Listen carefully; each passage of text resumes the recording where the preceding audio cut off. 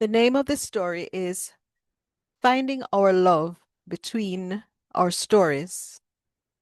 Frankie woke up and realized, firstly with glee and sadness, and then panic, that it was another glorious morning in her own room in Jamaica, and she had absolutely nothing to do that day, just as she did not do anything consequential the previous week, the previous months, since she finished university and returned home to her parents in Chancery Hall, Kingston. It was August, and as her room faced the southeast, white light had filled the spaces in the nearly closed Venetian blinds. It was her childhood room and reflected the years of growing up. A hand-woven carpet from her first-year internship spent completing tax returns as a volunteer on a Native American reservation hung above her desk. An antique bookcase held all of her school trophies from kindergarten through the years with ribbons and statuettes and medallions and certificates. She was not a star at anything, but her parents had insisted that she had a full slate of extracurricular activities. Framed on the walls were special photos and sometimes sketches that she had done and that her mother had dutifully mounted and placed on the walls. It was a very tidy room because the rule of the household was structure and order. So the childhood toys and keepsakes were all in labeled boxes in the cupboard. Besides her computer hutch, the only other significant item was a wicker rocking chair, and on it was Unity, the authentic 2023 Special Olympics plushie mascot. She liked the mascot because it had bright eyes and a cheerful smile on a soft blue heart-shaped body. Frankie turned off the air conditioning and opened her balcony door to step outside and was immediately refreshed by the green hills, broken in parts by apartment buildings and a few houses, taking her eyes down to the still waters of Hunts Bay. It was past 9 o'clock, so the school run was over, and the first tennis games on the courts of the complex were underway. Another day with nothing to do, nowhere to go, but coffee would be ready. Her mother, Danielle Clement Lawal, was sitting dressed for work at the kitchen island, listening to news on an internet radio station as she sipped her morning brew. She was wearing dark slacks, penny loafers, and a crisp white shirt with her monogram also in white. The car keep fob was beside her handbag. She was waiting on the last of the morning traffic to ease off before setting off to listen to people nearly defeated by the cares of the world and battle the institutions of state to make a way for their causes. The automatic floor cleaner was moving around the condominium. The clothes dryer was already working. They greeted each other, and Frankie took a chair at the counter and sipped her coffee. Then she heard the words that she dreaded hearing.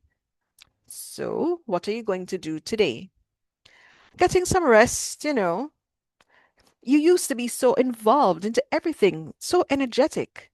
In her mind, Frankie thought, I used to be pushed into everything. So why not meet up with a friend? But you know what? You need time, so take it easy. Frankie knew that her mother was anxious, that she had read a lot about young people being mentally delicate. She decided to give her mother some hope. Well, my friends all have jobs or are looking for jobs, and my other friends, I'm not into what they are doing. Her mother understood the difference between friends and other friends. Friends were schoolmates, and other friends didn't have to earn a good living. They were already wealthy. Her mother waited for an answer, and when none came, she asked directly into what they are doing, which is, beauty and shopping. But you love beauty and shopping. Not in that way. Well, never mind. Well, how about entering a beauty pageant? It's a lovely way to develop some skills, and you'll meet interesting people. Frankie grimaced. She had never thought about it before, and it seemed so much work at this point. Her mother seemed not to notice. You're not professionally inclined, and you don't need to be. I go to work because I find satisfaction managing the family foundation.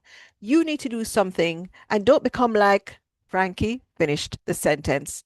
Alona Weeks Clement. But I don't see what is wrong with being a house daughter. She's always great company, and Alona reads a lot. Danielle sucked her teeth, a sign of extreme annoyance, and clicked off the radio.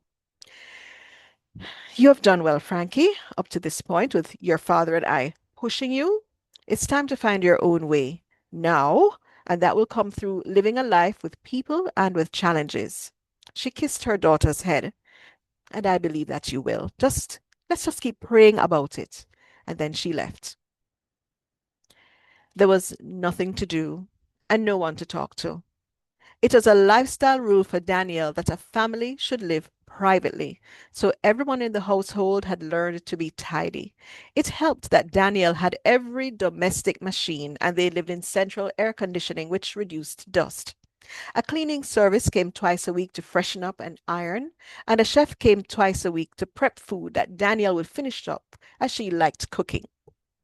Their gated community had landscaping and pool services, so there was also no regular gardener. The end result was that there was never anyone to talk to during the day at home. Her parents worked, and her younger sister was in high school. Frankie decided that it was too hot in the day to go walking along the community trail, and the house was cooler than the pool deck, so she lingered in the kitchen. I have to try something, she told herself. I don't have to use my degrees. She had her first degree in accounting from a US university and her master's degree in taxation from a specialized institute in the UK. Her studies were to complete her education, not to prepare her for the working world. Thanks to her father taking over the helm of Guardhouse Group, the family's private holding company, the group had become fully professionalized, so family members were not needed to fill managerial positions, so were groomed to fill board positions and the philanthropic arms. Danielle ran the Lawal Family Foundation that advocated for special needs learners and researchers. She had grown from being a vocal advocate in a small NGO to a sector expert, comfortable with medical personnel, educators, and policymakers. Her husband had proudly sat beside her as she received accolades and awards over the years. The 2023 Berlin Special Olympics was a major national assignment, and her family came along to support her and make it an extended family vacation.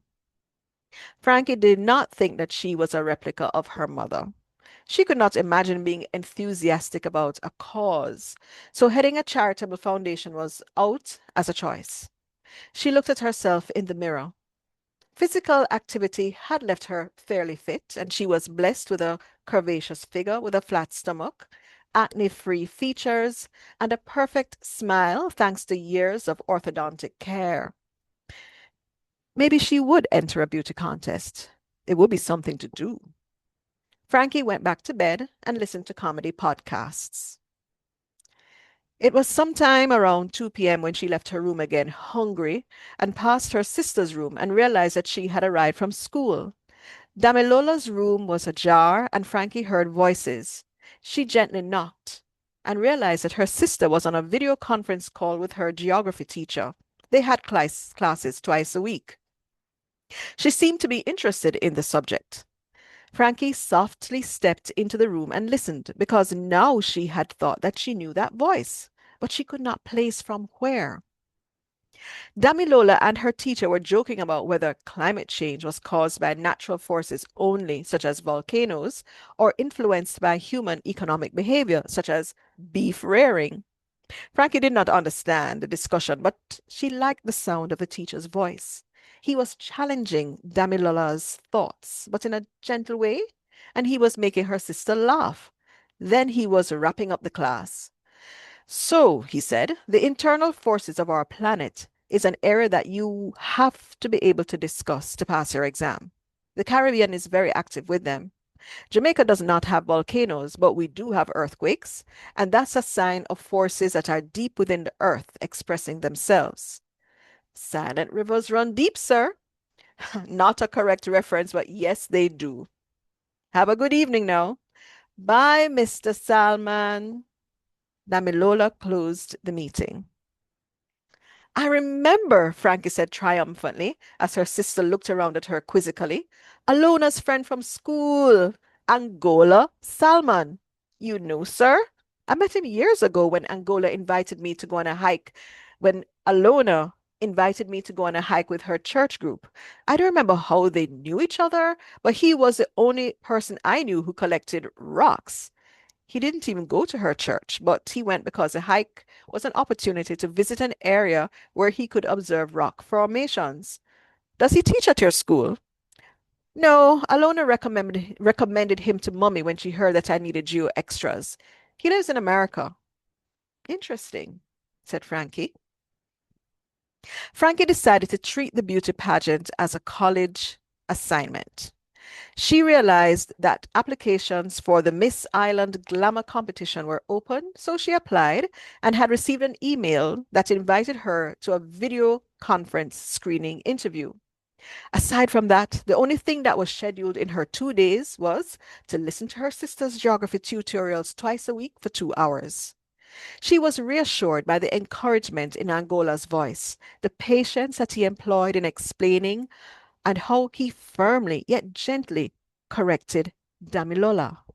She in turn seemed to try to earn his approval by diligently completing the assignments that he gave. When classes started, Frankie would go into the room and lie on the bed and listen.